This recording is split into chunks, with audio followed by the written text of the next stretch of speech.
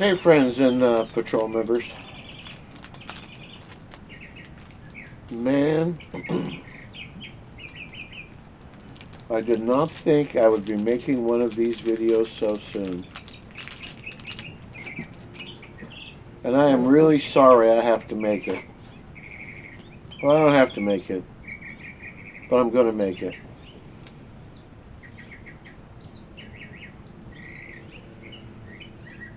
You know, years ago, I don't know how many years ago now,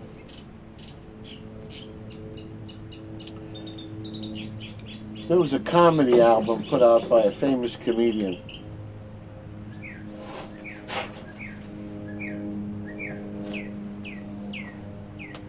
And love him or hate him, his name was Bill Cosby.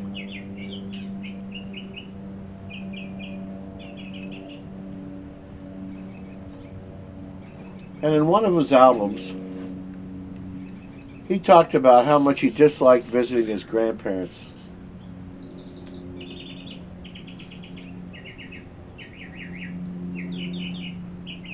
So this is a Novencitos Dietz Veracruz right here. Oh, I'm sorry, right here. Anyway, Bill Cosby said one of the reasons he hated going to his grandparents is they all sat around and his relatives would sit around and say, "You know who died yesterday?"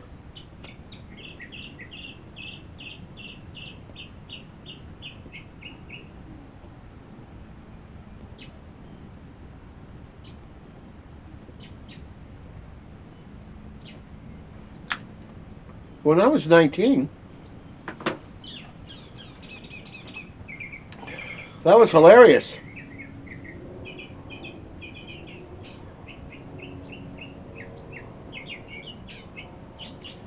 But 50 years later, it's not that funny.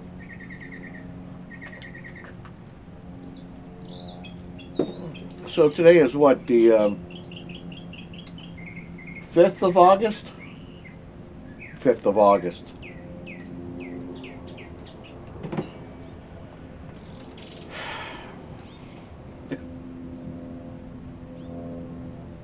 Don't! No. Today is the 5th of April.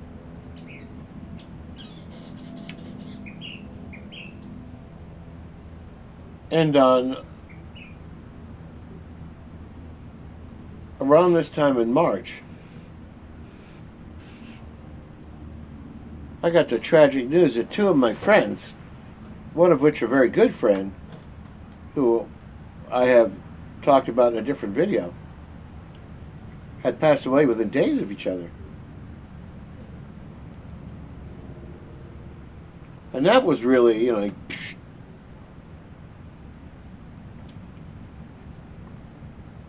now we can always take solace in the fact that, oh man, they were in almost 80 years old. One was 80. Man, that's 20 years from now, or 15, or 10, or 11, or how many years from now. That's down the road.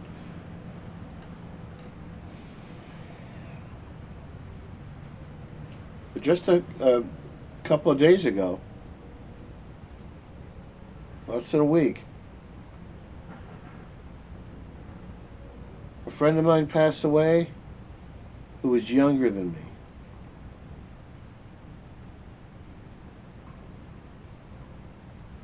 I've known this person for 50 years or more, 55 years, maybe 56.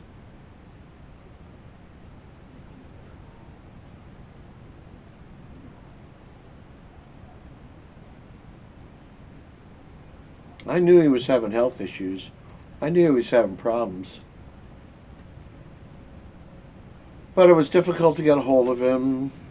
You know, he had these health issues going on. He had difficulties with his life, and he passed.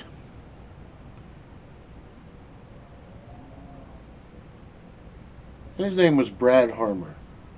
And I've known Brad since junior high school. 67 or 68 is when I first met him. And I met another old friend of mine, Dave Huffman, the year after, 1969. As a matter of fact, it was in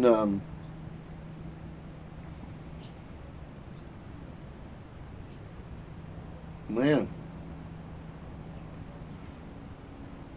September of 1969 is when I met Dave. Anyway, Wally and my friend Wally and Dave and Brad, we all go back to junior high school. And then I have friends from high school, you know. Anyway, Brad had a tough childhood. He had a tough childhood. It was tough. You know, his parents were divorced. You know, his mother had a hard time making ends meet. He had two sisters and two brothers, and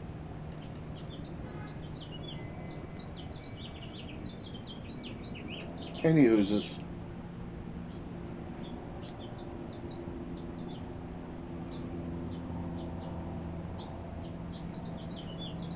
We all met in junior high school, and we all stuck together because everybody at that time had difficulty um, uh, growing up because of money issues, you know. So you all combine a band together, you know. You do. People had home life problems. People had money problems, and we became a group called the Mugs, and people want to say a gang, but we called ourselves the Misunderstood Good Guys. And we hung around together. We pulled pranks on each other and other friends of ours, and we did all kinds of crazy stuff together. I mean, it's virtually a miracle we didn't get killed, let alone arrested, but, you know, it didn't happen. But we took care of each other, you know. And one thing I'm going to say about Brad is even though he was a prankster and he got under my skin occasionally because of some of his pranks, he helped me a lot. When I needed help, he helped me. He did things for me when I needed things done. One of the things I can remember off the top of my head that boy, I was like in my junior year of high school. I had an absentee dad. My mother had passed away, and when I was in grade school, I was trying to take care of my brother. And it was the middle of a hot summer, and it was hot, and my fridge stopped working. Well, my dad didn't have money to buy a fridge. You know, his answer to everything was buy food in cans, and that way it doesn't have to be in the fridge, right? Well, his answer to everything was beans. Buy beans, and you can eat. You know, when I was in the Coast Guard, we ate beans every day. Well, I found out that wasn't true. Not according to my uncle. My uncle was in the Navy, and he said that the people, the guys in the Coast Guard ate better than he did. He said he ate great. But that's beside the point. I remember it was hotter than hell's hubs, and it was like July or August. And who shows up at my front door? Brad. This had to be 71, 70, 71.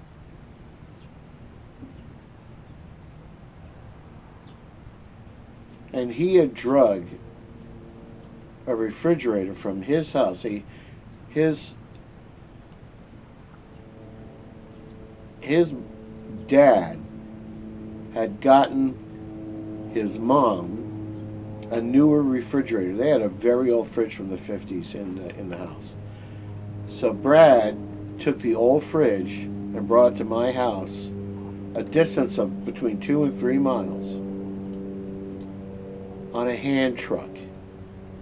Not a refrigerator dolly, a beat up old red hand truck that came from like Ace Hardware. The kind you move some boxes around in your garage with. He pulled it all the way from his house to my house on a hand truck because I needed a fridge. And it worked. It worked.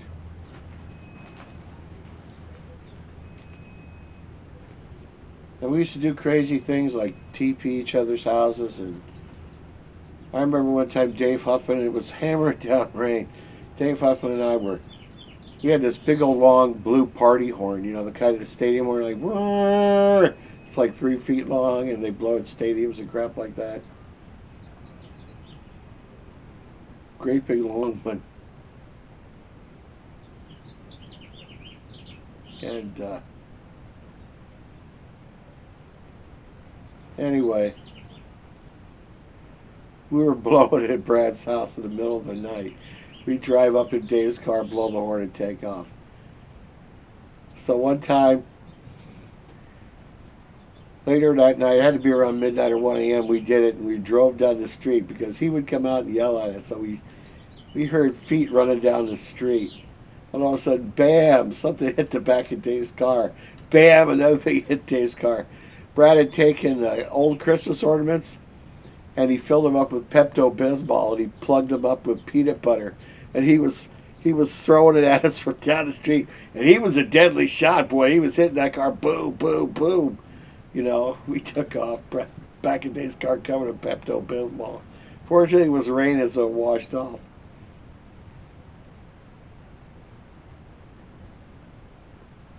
We blew that horn all the time. That horn made the rounds.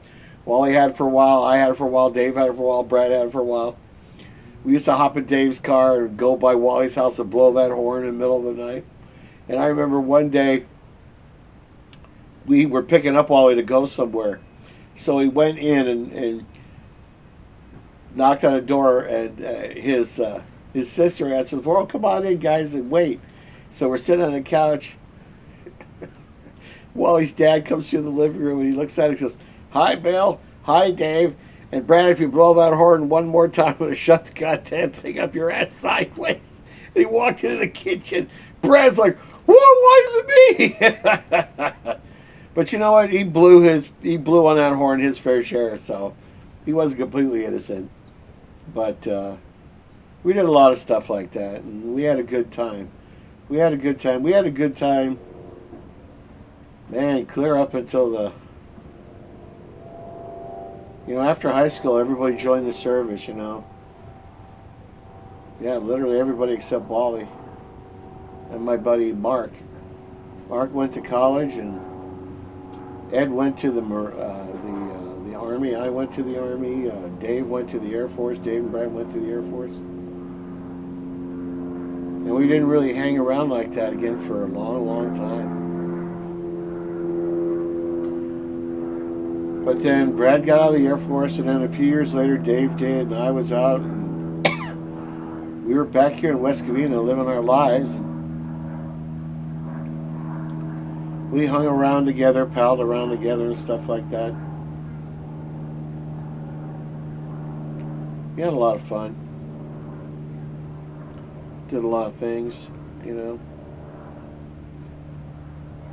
Did what you could do.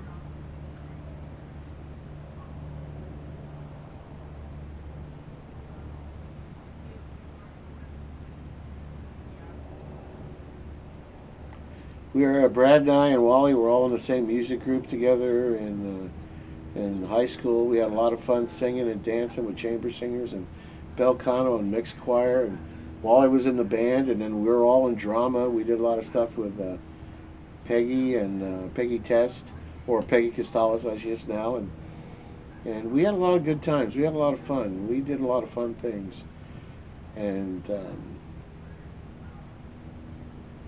it was like a family that you didn't have at home. The Muggs were, there was the original Muggs were Dave and I and Brad and Don Ayashi and Ed Zaneski, and we all palled around, did a lot of crazy stuff. We had a good time.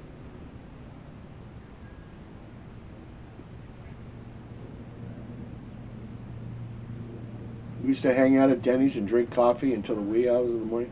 That's when coffee was only like 15 cents. Man, when it went to a quarter, we didn't know how we were going to pay for it, I mean, we were broke a lot of times.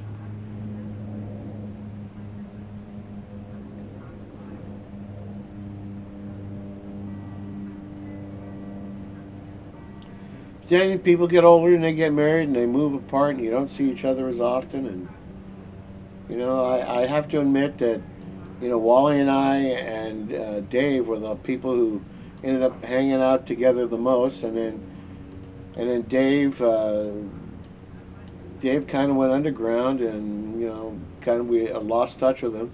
And then Wally passed away. I don't even know if my friend Dave's still alive. I actually spent money going through some of these locating services trying to find him, and I couldn't find him. I could not find him. You know, found his brother, found his mother, and but I couldn't find him. Couldn't find him. I'm sure his mom is passed now. She's got to be close to 100 if she's still alive.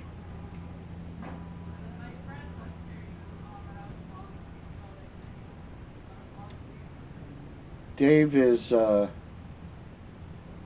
like 11 months, 15 days older than me. Oh, I'm wrong. I'm totally wrong. I take that back. Take that back. He was born in December of '53, and I was born in February of '54. So he's only older. He's like a couple of months older than me.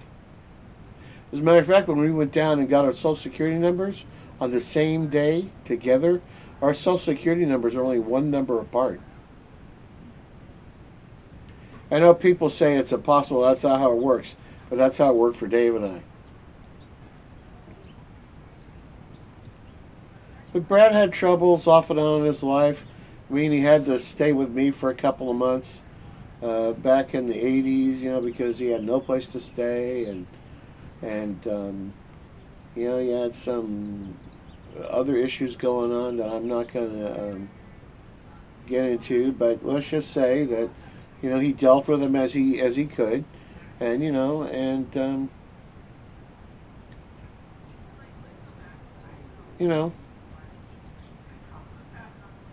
he had a life. He has youngsters, and he has a wife, and survived by his wife and youngsters. And I feel really bad that he's gone.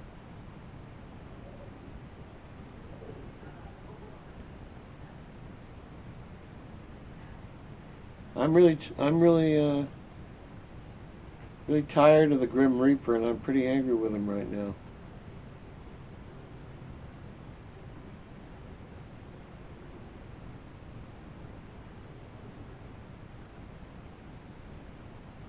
I'm sorry. I'm sorry. I'm just you know.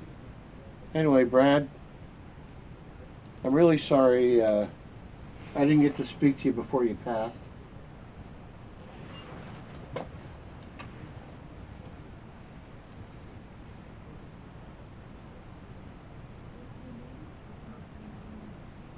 Really sorry I didn't keep in better touch with you, and that's my fault. So, Brad, this one's for you. L'chaim, as you used to say to me.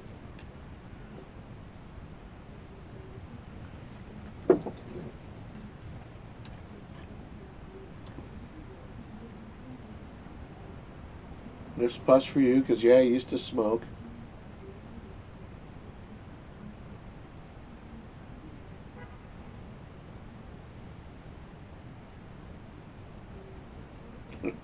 I remember.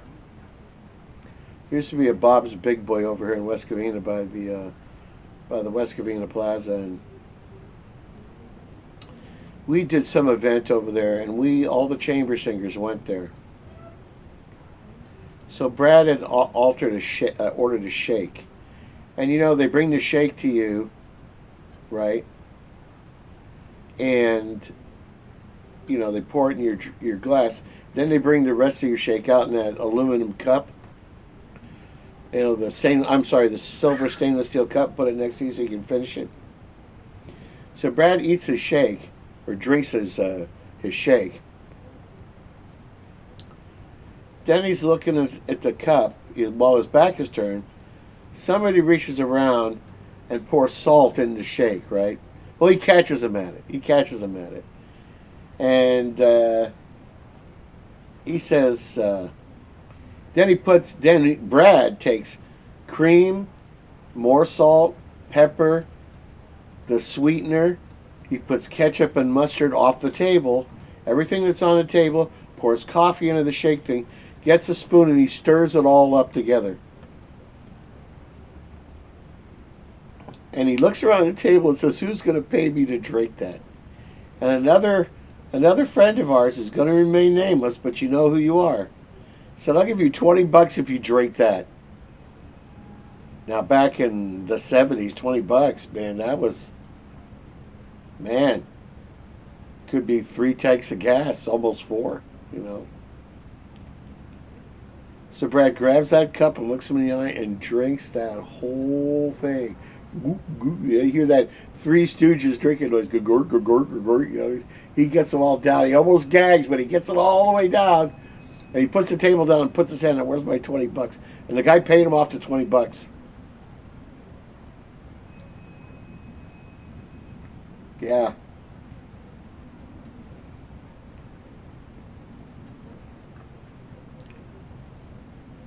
Yeah, we had good times. Anyway, Brad, I'm sorry for your passing. Um, any of your other friends and family watch this?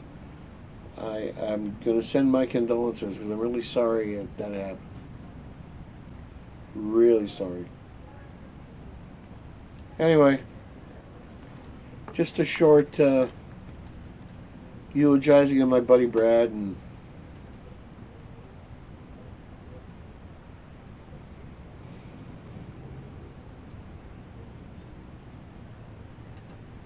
later, Mater.